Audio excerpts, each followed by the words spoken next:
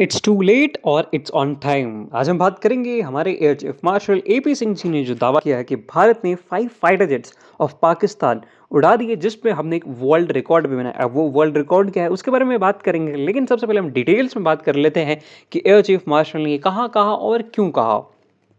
अब हमारे ये चीफ मार्शल ने ये दावा कहाँ किया और कब किया और अब ही क्यों किया, ये सारा कुछ जानते हैं। तो देखो, हमारे एयर चीफ मार्शल एपी सिंह जी ने ये दावा किया जब वो बेंगलुरु में एक सभा को संबोधित कर रहे थे। तो उनके अकॉर्डिंगली भारत ने जो है कम से कम 5 fighter jets of Pakistani air force को जो है डिसमेंटल किया है, डिस्ट्रॉय कर दिया है विद इन द ईयर। ये बहुत इंपॉर्टेंट शब्द है कि विद इन द ईयर।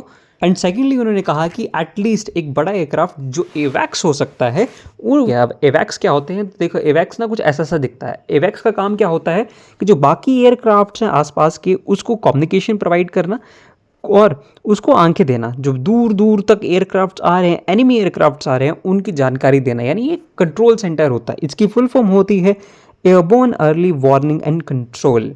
तो इसको भी भारत ने उड़ाया। अब यहीं पे भारत ने कहा है कि हमने जो है एक वर्ल्ड रिकॉर्ड सेट किया है, क्योंकि according to the air chief marshal and with the proofs that India has submitted, कि भारत ने इसको 300 किलोमीटर्स, यस 300 किलोमीटर से दूर से इसको उड़ाया है। अब आगे जो हमने दावा किया है वो यूएसए को ज़्यादा खलने वाला है पाकिस्तानी एयरफोर्स से।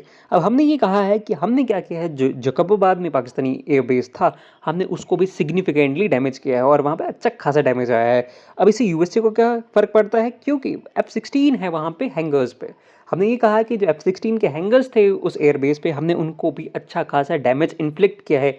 अब अगर आप देखोगे कि हैंगर्स क्या होते हैं, हैंगर्स होते हैं जहाँ आप अपना फाइटर एयरक्राफ्ट रखते हो, खुलेआम नहीं रखते, आप उसको हैंगर्स में रखते हो, कमरे में बंद करके रखते हो। हमने कहा हाँ जी भाई, हमने उनको भी अच्छे से जो है डैमेज किया है, तो ये यूएसए को बहुत खराब लगने वाला है।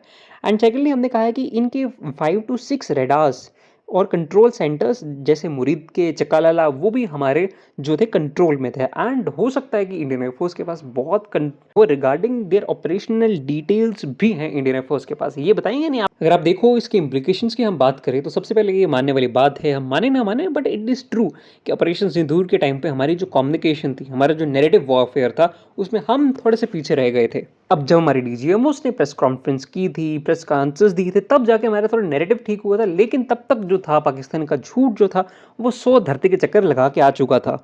सर से पूछा गया कि भारत ने कितने फाइटर जेट्स उड़ाए हैं पाकिस्तान के और भारत के कितने डैमेज हुए, तो उन्होंने कहा था कि losses are there in the combat भारतीय एयरक्राफ्ट के। लेकिन पाकिस्तान के लिए उन्होंने कहा था कि हमारे पास एग्जैक्ट नंबर्स नहीं हैं। और वहीं पे कुछ दिन पहले हमारे मिस्टर डोनाल्ड ट्रंप जी ने एक उन्होंने फिर से कह दिया कि भाई मैंने जो वॉर रखवाई थी और फाइटर जेट्स पर शूट डाउन, 5 फाइटर जेट्स पर शूट डाउन। मैं तब भी आपसे कहा था कि ये फिर से इन चीज़ों को न्यूज़ पेपर्स लाइक रॉयटर्स, उन्होंने फिर से इसको छापना स्टार्ट कर दिया। I will tell you about Reuters की सच्चाई है क्या इन नेक्स्ट वीडियो। अगर आप देखोगे तो इस समय ही क्यों भारत ने ये चीज़ें सामने रखी, क्यों भारत ने सिर्फ F-16 का ही नाम लिया और हमने चाइनीज़ में J-10C का नाम क्यों नहीं लिया। अगर आप देखोगे तो this is a direct message to the US that we are not afraid by calling you out.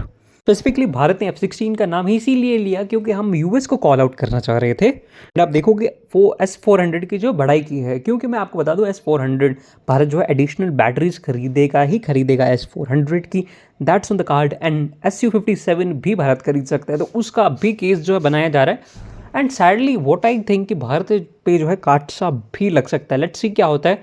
लेकिन फॉर द नेक्स्ट टाइम, जैसे हमारे सीडीएस साहब ने भी कहा था कि नेक्स्ट टाइम अगर ऐसा ऑपरेशन होता है तो हमें जो है तैयार रहना पड़ेगा अपने नेगेटिव वॉरफेयर के लिए भी। And lastly air chief martial ने इसका भी आंसर दिया कि क्यों हमने जो है इस वॉर को इतने जल्दी ख़त्म कर दिया। The answer to that question कि इस ऑपरेशन को ख़त्म क्यों किया गया, उन्होंने कहा था कि जो ऑपरेशनल डिटेल्स थी, जिन ऑपरेशन ऑब्जेक्टिव थे, वो हमने अचीव कर लिए थे। आपने रशिया यूक्रेन वॉर देखी होगी, आपने इजराइल हमास वॉर देखी होगी, तो उसमें देखा है अगर एक बार आप वॉर में चले गए, it's easy to start a war but it is not easy to end a war. यानी अगर आपने अपने ऑपरेशंस जो है वो पूरे कर लिए, अपने जो ऑब्जेक्टिव थे उनको पूरा कर लिया। हमारा ऑब्जेक्टिव था उनके टेरर कैंप्स को मारना, लेकिन उनकी आर्मी ने रिटेलिएट किया, उनकी एयरफोर्स ने रिटेलिएट किया, देन वी हिट देम। और फिर उनके डीजीएमओ का फ़ोन हमारे डीजीएमओ को आता है, and that's when the cease fire happen.